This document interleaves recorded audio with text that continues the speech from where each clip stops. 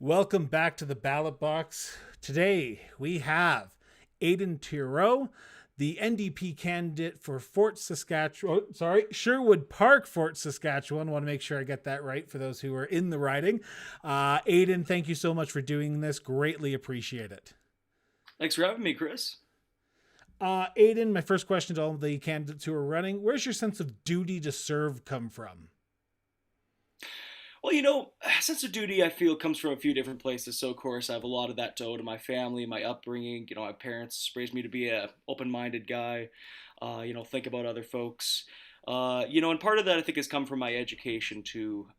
Just learning more about the world. Learning more about what's going on, and learning that hey, there's you don't just have to sit around and complain. You can, if you don't like something, you can do something about it. And I think, yeah, I think that's about where it comes from. Now, this is your second shot at becoming the next MP for Sherwood Park, Fort Saskatchewan. Why put your name forward once again for that position? And what is it about this election, which, let's be honest, we are unsure of when it's going to happen, quote unquote, it's going to happen probably sooner than later. Why put your name forward once again for this position? Yeah, if I had to place money, I would definitely say sooner than later. But yeah, no, I think I mean last time we ran, obviously it didn't come out on top. We did I did finish second place in the polls. So I think there is something I think in the writing, and I think more and more folks are interested in looking for alternatives to the current liberal conservative dichotomy we have in our federal government. And I think there is a real appetite for change, and I think there's a lot of ground we can make in that. And for me, it's just I was kind of contemplating the idea in my head, going back and forth. Should I? I'm still in school. Should I? Let someone else take over the reins? But no, I figured I couldn't just sit around, and I had to, I had to step up again. So here I am. So, before we get into some policy questions and what you're hearing at the doorsteps, I posed this question to party politicians because I want to hear from them what they believe is the answer to this. And I always find it interesting whenever they tell what their opinion in their own words of what it is. But in your own words, describe to the people who are listening, to the watchers who are watching this right now, what is the NDP and what do they stand for in your own words? So the NDP is a party that was founded a few decades ago. Originally, of course, we had the CCF with Tommy Douglas, and it was really the dawn of a new sort of movement. We've had this liberal conservative dichotomy in our federal government for since the existence of Canada. And this was essentially a movement to say, you know what, we could do a little better than that. So it's a progressive party. It's a party that pushes for mainly social democratic vision. Policies that we believe will help all Canadians, not just those at the top. And it's about it's essentially, it's a party that the main focus is about building a better tomorrow. I sort of quote from Tommy Douglas when he said, "Courage, my friends, 'tis not too late to build a better world." And I think that that line right there, for me personally, sums up the NDP. Have you always been an NDP supporter? Or because when I talk to politicians, they can say, hey, I started as a liberal, I started as a conservative, and now I ended up here because I find that my ideals and my alignments are better served in this party. For you, was it always the NDP as the first choice? Well, as a young guy myself, sort of a whippersnapper in politics, I can't say I have too many years of voting to pull from. When I was in high school, I was in grade 11 when the 2015 federal election happened, and we had the election of Justin Trudeau and the Liberals. And at the time, I was, quite excited about that. I thought, this is, in my lifetime, oh, this is, cool new government, new guy in charge. I wonder what they're going to do.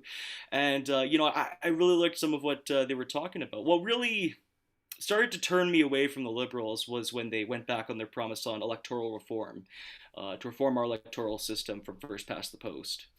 And ever since then, I kind of started, really reading into the policies, and I found myself just aligning more with the NDP. I feel as far as I've been interested in politics, I've been a progressive. Somebody who believes we could do a little better for the middle class, we could do a little better for, working Canadians.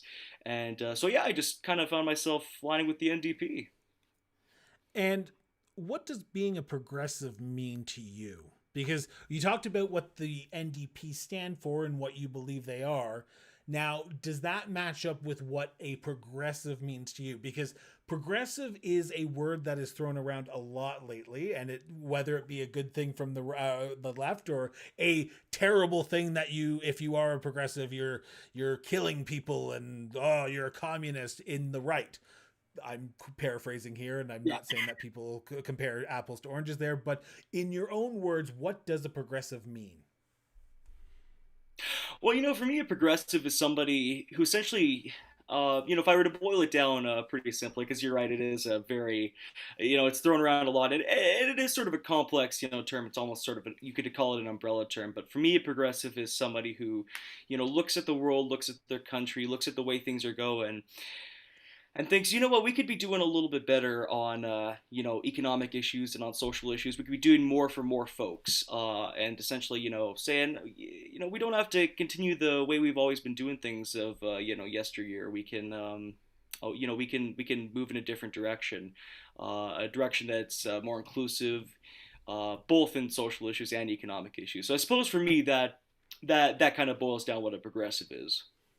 And thank you for answering that, because I love hearing from candidates themselves about things that are on the minds and the mouths of the people who they're voting for them. And I think that is one thing that people want to know is in your own words, what do things mean? And that term progressive is thrown around a lot. So I'm very happy that you're able to answer it. I want to talk about the leader here for a second, because he recently just made a tour through Alberta. He stopped here in Calgary, especially in Calgary Skyview, the riding that I'm currently residing in. And then he made a trip up to Edmonton, which I believe, if I'm not mistaken, via social media, you were at an event of his. How is Jugmeat playing to the people of Alberta? What are you hearing from the people of Alberta when it comes to your leader? Because the leader is the most important part of a political organization. And if they don't play well, you're not going to do well. So what are you hearing from people, and how was his tour received from the people of Sherwood Park, Fort Saskatchewan, but also Edmonton people as well? Well, it's been very interesting sort of following, Jagmeet Singh as a leader. He first got elected a few years ago. And we've seen a real, change in attitude. There was sort of always this, caution about him. Oh, NDP, best stay away from him. But I feel, I feel he's really done. I mean, this is going to sound cliche, but I really do feel he's done a great job of changing a lot of folks' hearts and minds, especially around here. People, like, folks are really looking for something else. People don't like Justin Trudeau. I can understand that, and but they're not too happy with the provincial conservative, United Conservative government, and Erin O'Toole and Jason Kenney are obviously good friends, so they're not totally sold on him either, and I think a lot of folks are looking for somebody else, and I think Jugmeat, doing that tour, going out talking to people, especially in Edmonton, in Calgary, I think it was very important, and I think we may very well see. Heather McPherson at Edmonton Strathcona not be the only NDP MP elected. He was saying actually at that event, he was going through Calgary, he heard some people shouting at him from a balcony, and he thought, it's probably just, negative stuff. But then they realized, oh no, they're actually, these guys are supporting us, just these, like, people up there. Oh, hey, and I think there's a lot of folks that are starting to feel that way towards him and towards the party. Now, what are you hearing from the people of Sherwood Park, Fort Saskatchewan? You are obviously canvassing. It might be a little bit more different than in 2019 due to the ongoing pandemic, and you're trying to keep everyone safe. But what are you hearing from the people of your riding that makes you think, hey, you know what? There is that change attitude that you talked about, that people are sick and tired of the same old of the Conservative Party just running a candidate, getting in, and then just going off to Ottawa. What are you hearing? Well, it's been fascinating kind of comparing, talking to people between 2019 and what we're doing right now, because when we would go around and talk to people, 2019, it's sort of, you might find a supporter, kind of almost like a, needle in a haystack. Whereas now I'm finding, there's a lot of folks who are at the very least open-minded to the idea of the NDP. People we've had a couple of years now of the United Conservative Party and Jason Kenney, and my lord, has he not made people happy? And that's just with the constant cuts, to our public services, and just this failure to create the jobs he promised Albertans. And I think people, they're looking for something else. And the more I talk to people, the more I see, people, I might be voting orange this time. I don't usually vote orange, but I might check you out this time. And the other part to it, especially here in the riding, I think there's been sort of a response, I find, and more people looking at our own MP, Mr. Garnet Jennis, and some of the votes he's taken recently. I mean, he was the only MP in the House of Commons to block a motion to call on the Catholic Church to apologize for its role in the residential school system. He was the only MP that did that. As if that's too tall of an order, and that's not where people want our MP to be doing. That's not, this is, I mean, this whole thing with the residential schools, like, people are mortified. This is, we still are finding more and more bodies of children that, frankly, many Indigenous communities already knew were there, um, but yeah, so I think there's a real desire for a new kind of representative who actually is going to represent the values, the open-minded values of the riding, and not just their own ideological agenda. Now, I do want to pick up on that vote that you just mentioned, because this is the great thing about the show is I let the guests dictate the way that the interview is going to go. I will follow up with questions that you state, but I will follow up with some of the statements that you make, and I want to make sure that I don't let this one go by. You talked about that vote about asking the church to apologize. Now, the MP did come back and say that, hey, they did apologize. The papal did apologize back in 2000 when it was Pope Benedict. He did apologize. So why is it so important, do you believe, that we do have another apology? Or was the apology that Mr. Guinness is talking about not sufficient enough? There were two parts to that motion. So there was first a call for a papal apology from the current administration in the Vatican, but then secondly there was also an agreed amount of money to be paid as a degree of restitution for what was done in the residential schools, and that money still is yet to be paid. And there, when you have, I mean, you look at the other religious organizations that were involved. I mean, many have been very vocal in the recent events about coming out and saying, look, on behalf of our institution, and look, our current generation, we're not the ones that did it, but we can still say on behalf of the institution, this was a terrible thing, and this is something we can't be repeating.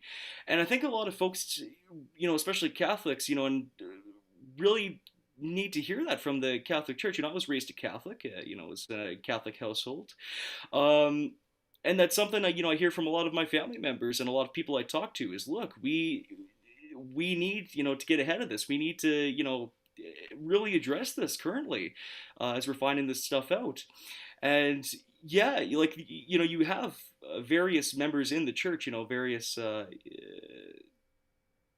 bishops and priests and cardinals who've called out and said, "Look, yes, this is absolutely something we need to do." So yeah, I think that simply a motion to ask for an apology and for this payment was not too tall of an order, and apparently no other MP felt this was too tall of an order except for the one representing our riding, unfortunately. Now, are there other votes that have the current MP made in the last term? And let's just go back to 2019, because let's be honest, if we looked at his whole record, we could be here for a while, and we're more talking about you and the riding and what you're hearing at the door. Are there other votes that he has made in the last 2 years that the people of Sherwood Park, Fort Saskatchewan say, you know what, he did not vote the way that he should have, because I do not believe that this is the case? And I know we talked about the residential school apology one, but what other votes that he has made has the people of your riding a little peeved at him? Well, definitely the recent vote that was taken on Bill C-6, that was supposed to be the federal ban on conversion therapy. And this was something he not only voted against this, he participated in an effort to filibuster it in Parliament. He produced this it's essentially a propaganda video about a year ago on his YouTube channel, which they shared around, which it seems he may or may not have used public funds to produce, but that's a whole other matter. Um, there's but yeah, like there's a lot of folks. We have a lot of LGBTQ plus members of this riding here. A lot of people I know who I talk to in various organizations. Like, look, this is outrageous. Folks do not agree with the outdated, discredited practice of conversion therapy. And, here in Alberta, we've seen at least 7 municipalities across the province, including Edmonton and Calgary, have already banned it. So, I mean, the idea that this is some, radical out there agenda is just ridiculous to me. And I think it's ridiculous to a lot of folks here. And, look, and Now, oh, sorry. no, no, continue on because I Hold thought you on. were done there, but continue on. And I was just gonna throw it on at the end there, like look, it's and obviously I don't want to just sit here and bash Garnet.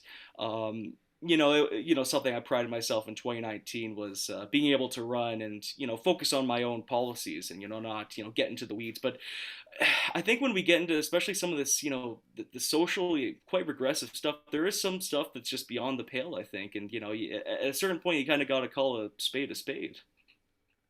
Now, I want to talk about that because not a spade, but I want to talk about you as the next MP. You will have to represent the people of Sherwood Park, Fort Saskatchewan, even the people who don't agree with you.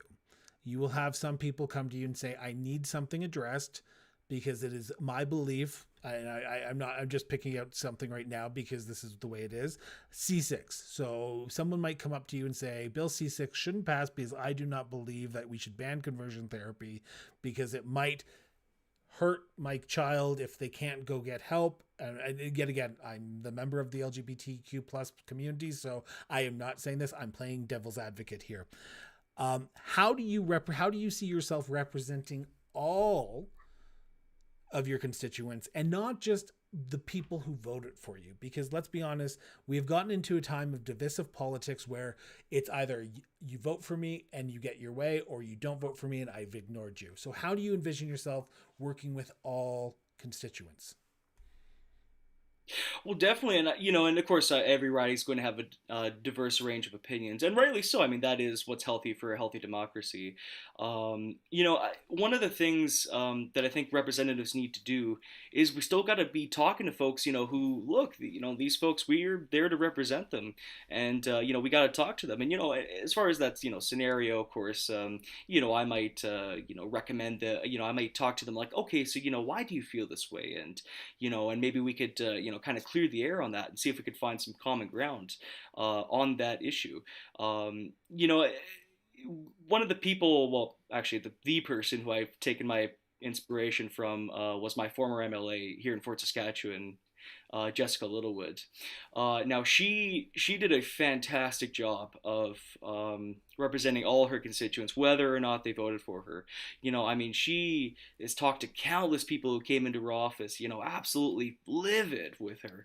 But he was able to talk to them and say, hey, like here's I hear where you're coming from, and find some common ground. And she did a fantastic job of I think building relationships with a lot of folks who may not have politically agreed with her. And so I think that's the kind of representative we need.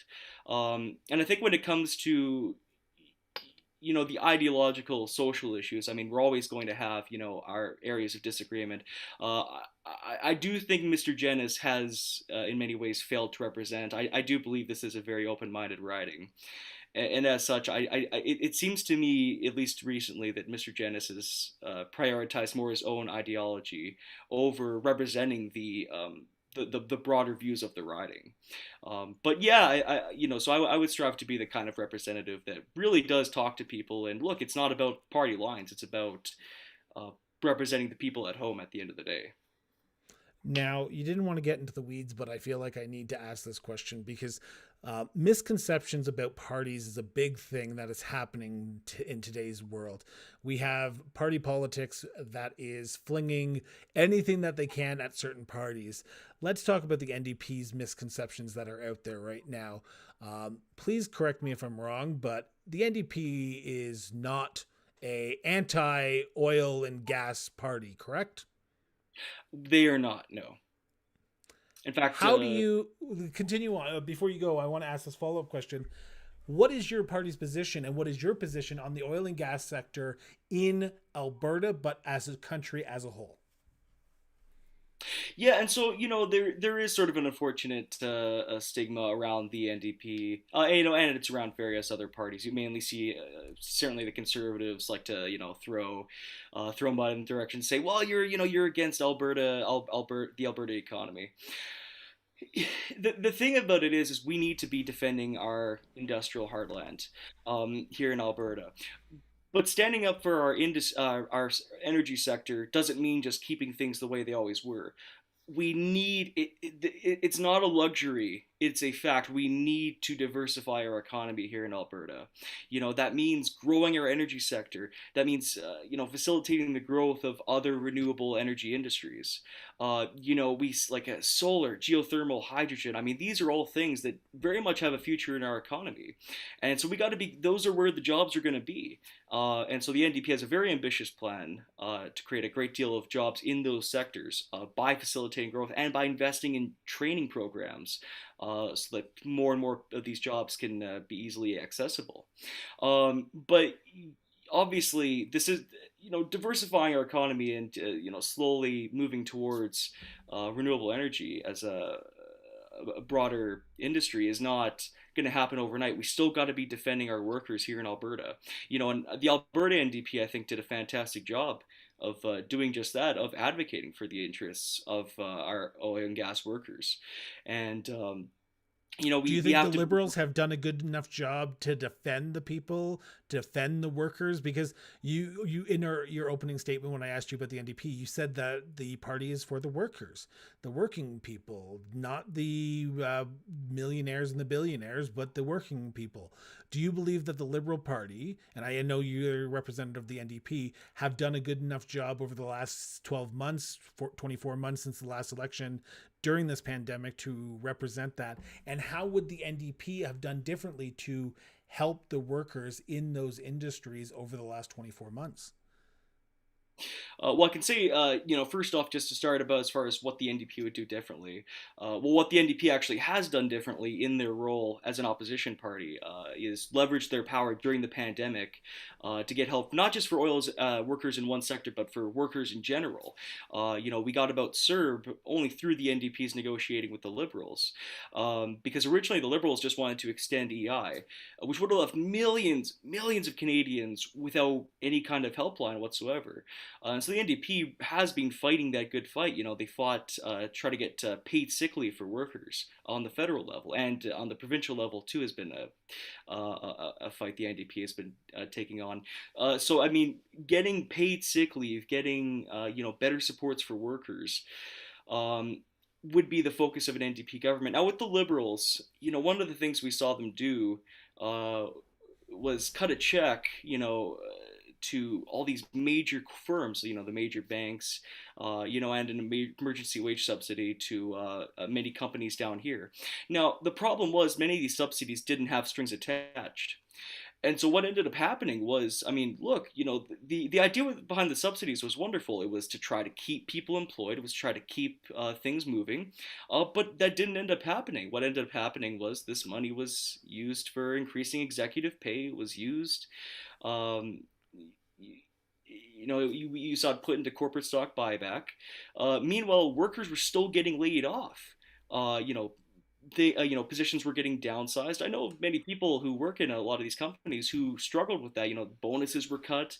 Um, and so it was almost this, reverse Robin Hood. I mean, you have taxpayer money just going straight to corporate executives, but the workers aren't actually getting any returns on that. So yeah, I don't think the Liberals have done enough. I think the NDP is frankly, the party of workers, union workers, and yeah. So while there is no platform released yet, because usually platforms are released during an election, if the NDP form government next election, the recovery, the post pandemic recovery, will have to be top priority. How do you envision working with all parties? Because let's be honest, even if you're a majority or a minority, you will have to work with all parties. You try to work with all parties, I should say, because sometimes that doesn't work because some people like to play I'm in high school and I'd rather fuss about something than work with somebody else who differs from me. How do you envision working with all parties to ensure that all Canadians recover from this pandemic properly and no one gets left behind? Because that is the biggest concern that a lot of people have right now is while we are coming out of this pandemic, and yet again we're still not completely out of it, I might be left behind because I'm a business owner. I'm a small business owner. I'm a sole proprietor of a business. I'm a line cook at KFC. How do you ensure everyone gets their fair shot at post recovery? Absolutely. I think, and as I said before, so I think the NDP, even just as an opposition party, did a pretty effective job at leveraging its power now as government, of course. And, we often hear the term build back better get thrown around. But of course, it's not always clear what that really means. Especially we hear from Justin Trudeau throw that term around a lot. And, you know, he seems to change his mind on a lot about what that actually means for Canadians. But no, like I think that finding that common ground is something that the NDP leadership has done a great job. Even again just getting served for Canadians. And so moving forward, a lot of the things like you mentioned yourself as a small business owner, that's something you worry about. Like, am I going to be getting left behind here? And that's what big focus of the NDP. They brought out they've been pushing for more supports on the federal level for small businesses.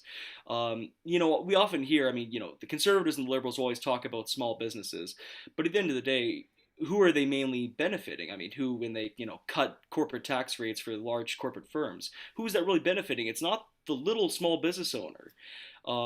It's these massive corporate firms. It's Amazon, it's Walmart, it's companies such as these. And so the NDP's approach would be to say, look, hey, you guys talk about supporting small businesses. Well, we got some ideas right here for how we're going to do that, how we're going to stimulate growth on the local level, and how we can invest in local communities. And so I think just trying to find that common ground is the key to moving forward and to, actually building back better for people. Can you give an example in your life when you would have to work with someone with opposing views where you were able to say, you know what, while we differ on opinions, we need to work together for a better common goal, because as the next MP for the riding, you will have to do that. You will have to work with everyone. And I need to know that you have experience doing that, because you mentioned beforehand you're a student, and people who are listening to this, who are watching this might go, he's a student. He doesn't have any real life experience, where you might. And I would love to hear what real life experience you have to better serve the people of Sherwood Park, Fort Saskatchewan. Well, definitely, and it's of course I may be young in this, but I do have one election cycle under my belt, so I do have a little bit of experience in this. Now, as far as working with people with opposing views, firstly, just talking to folks on the doorstep and actually finding that common ground it's been a fascinating experience, but it's been one that's been very rewarding. People who may totally disagree with me on certain issues, but we find common ground on others, and it's like, look, if this is what I'm pushing for, this is what these guys are pushing for. You may want to consider parking your vote with the NDP. And I got many people who actually were willing to say take a sign or take a little campaign button of mine. But yeah, exactly. You've got a few. You've got a few. Um, I even one of my former political rivals, actually, Mr. Ron Thiering, who ran for the Liberals last time. We actually had him on the McEwen NDP. I'm involved in my university's NDP club, and we were starting a podcast, and it was kind of my job to host and manage it. And I brought him on for an interview and talk about provincial politics and say, look, on the provincial level, here's where we agree, and this is what we got to do. This is we're working together here. And so yeah, I do have a bit of experience working with folks from different political colors and different viewpoints towards a common Uh, goal. I just want to make sure that we are cautious of time here because, like I said, we want to make sure that you have other things to do today and we get all the questions that I have. But for my listeners and to my viewers, we are on with Sherwood Park, Fort Saskatchewan, NDP candidate Aidan Theroux. Yes, that's right. Theroux. I have made sure I've been able to pronounce it correctly. Aiden, I want to talk about the one of the biggest things that Albertans have disagreed with this current government, with current federal government, which is a tax on carbon. This is a issue around climate change and an issue around the potential protection of our environment here in Canada, but also around the world. The issue around price on carbon has been a misconception, whether it be a good one or a bad one. It is what people believe. I want to get from your opinion, where does the NDP stand on pricing carbon? So the NDP would be in favor of, at least for the time being, some form of carbon pricing, say a tax, um, that can be used to incentivize growth in renewable energy industries, and that actually invest that money and reinvest the retained money that's not rebated. Although most of it is rebated, is the one thing that a lot of conservatives tend to leave out. Is most of it, and for most people, you do get that money back at the end of tax season. But for the NDP's position is, that percent that is retained would need to be reinvested into actually creating jobs. We want to move toward a point where that wouldn't even be necessary. I mean, the interesting thing about the carbon tax, it was originally actually a conservative think tank idea. It was essentially a compromise idea towards other solutions for climate change. I mean, the fact of the matter is, uh, we're just running out of time to, not even just with the environment, although obviously yes, with that, but with our economy, we got to get things diversified. We got to catch up. We have a changing global energy market. Now, as far as me personally on the carbon tax, frankly, I agree. I don't want a federal carbon tax. What would have been better is if we had stuck with a provincial carbon tax where the actual government of Alberta can Albertans can decide how that money is reinvested, how we're actually helping the people here in the province instead of shipping that money off to Ottawa. And we had that under the Alberta NDP. But then, of course, Jason Kenney said, well, we're going to get rid of it, knowing full well that the feds had said any province that didn't have a provincial carbon tax would be listed under the federal one. But still, Kenny went along with that, got rid of the provincial one, and lo and behold, now we just have a new one where instead of being controlled by Alberta, it's controlled by Ottawa. Are you hearing about this issue at the doorstep when you're talking to people, that whether it be the price on carbon being too high, because that means inflation is going to happen, prices are going to go up in the grocery stores, at the gas pumps? Are you hearing about this issue, and what are you hearing from the residents of Sherwood Park, Fort Saskatchewan around this? Because when I talk to people, it can be double-edged. Hey, we need it, like you just said. And then you hear I don't want it because it's making everything too expensive to live now. What are you hearing?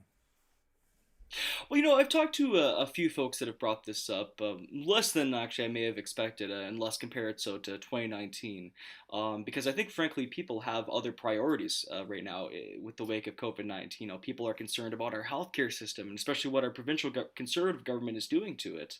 And so, I think a lot of folks, that's where their priorities are mainly lying. That's, I talked to a lot of folks about that. But of course, you still have the issue of carbon pricing. And for me, it comes down to, all the major parties do support a form of carbon pricing. Now, the Conservatives' plan, well, nobody's quite sure exactly how that's going to work. It's they found the Oxford Dictionary definition of tax and said, okay, well, see, our idea is technically not a tax. It's a tax. But, and so talking kind of about their plan, and it's like, look, either we could have a straightforward temporary carbon pricing plan that can help our economy, can help incentivize growth in renewable energy, or we could have a what, frankly, in my opinion, Aaron O'Toole's would be a absolute bureaucratic mess, and it's like, oh, okay, well, this one makes more sense then. So that's kind of what we end up talking about. I mean, look, again, it's the ideal end goal would be to move towards a place where we don't really need a carbon tax or any kind of carbon pricing method when our economy is properly diversified, and we're moving things in the right direction here and across the across the country. Aiden, yet again, we're coming up to that 40-minute mark, and I want to get this question in. I want you to put your hat on here for a second, and you are officially the MP elect for Sherwood Park, Fort Saskatchewan. What is priority number one for you? Well, priority number one is, frankly, advocating and pushing for a public pharmacare system and other changes to our public system. We need we need to get the profit motive out of our long-term care system. And so there's a few of these, priorities that I think a lot of folks are really focused on right now. That would be my number one goal. It's like, look, we gotta get this through. I mean, especially with pharmacare. I mean, my goodness, we're the only country that has a public healthcare system but does not cover pharmaceuticals. We just happen to be the only country, or excuse me, the third highest charged country for our prescription drugs in the world. This is just unacceptable, especially after we're coming out of a pandemic. We got to be, this just seems to be a common sense policy. It's something the Liberals have promised time and time again, but never followed through. In fact, we had a vote recently. The NDP put forward a motion for a pharmacare national plan that the most Liberal caucus voted down. So that would be my number one priority, is really pushing for that. And it's my belief. We have Jason Kenney, who wants to shrink our provincial public healthcare system. My belief is the way we strengthen our our healthcare system is not by chasing doctors and nurses out of the province. It's by growing our system, by strengthening it, by making sure more people are covered, people have access to their pharmaceuticals. That's going to cut down wait time in emergency rooms. And so I think that's where my first priority would be. Awesome. In order to do that, in order to get to priority one, you need to be elected. So I want you to take a few minutes and talk to the people of Sherwood Park, Fort Saskatchewan, and tell them exactly why you should be their next representative in Ottawa. Go ahead. Well, firstly, my name is Aidan Theroux. I'm running for the NDP for Sherwood Park, Fort Saskatchewan. Now, I'm obviously a young face, but I do have one election cycle under my belt. And I think for the reason I should be the next member of Parliament is because I think I would represent a new kind of representative for our riding. Away from the same old conservative MPs, representatives. We need people in there who understand that the economy needs to be diversified, who understand that we need policies to support all Canadians, all Albertans, not just those at the top. We need an MP who is open-minded, who puts empathy above fundamentalism. I believe I'm the one to do that. And I believe that my youth does give me some fresh experience, some fresh ideas about how to get that done. Now, obviously, we're not all going to agree on everything. That's just the nature of having a healthy democracy. But I really do think a new kind of representative, somebody from a new party with new ideas, who's not a career politician, who's coming into this simply as a normal guy, I'm not from a political family. I just want to hear from people, and I want to do what I think is the right thing for this riding and, frankly, for this country. And so I hope you would consider me for your next MP. With a impending election within the next few weeks, few months, let's say few days, who knows, you will need volunteers. You will need donations. You will need people to help you canvass. How can people get involved in your campaign? How can people reach out, learn more about you? Well, firstly, one thing, if you just want to learn more about me, follow with the campaign. You can follow any of my social media. It's just my name on Twitter. You can find me my public campaign page on Facebook. That's Aidan Theroux for Sherwood Park, Fort Saskatchewan. And you can message the page privately, say, hey, I'm interested in getting involved. And, we're looking for people, now not everybody, necessarily wants to go on the doors or do phone calls, but anything helps. Even just, getting people some addresses for signs, getting some people to put down signs. That stuff is invaluable. And so, if you want to show up to any of our events, we're going to be doing a few events. Please, by all means, this is a very open campaign. We want to involve as many people as we can in this movement.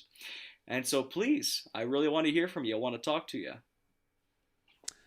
For those who are listening and to my viewers who are watching right now, the links to Aiden's Facebook page, Twitter, and to the NDP's website where you can potentially donate, get involved, I'm assuming as well, are linked in the show notes. So I highly recommend that you go out if you're in Sherwood Park, Fort Saskatchewan, check it out, because this election is going to be the election that is the future of Canada. We are in a post-pandemic world, and we need strong voices. So if you believe that Aiden is the next strong voice for Sherwood Park, Fort Saskatchewan, click on those links, get involved, reach out. I highly recommend it. Aiden, thank you so much for doing this. Greatly appreciated. I feel like we've just scratched the surface, but I hope people do get involved and reach out to your campaign. Thank you so much, Chris, and thank you so much for having me on, and thank you so much for what you're doing with this show. I mean, I think it, as you were mentioning earlier, things are getting too divisive. We need just conversations. We need in-depth conversations, not 15-second sound bites. And yeah, keep doing what you're doing, man. Awesome. Thank you so much. And ended the stream.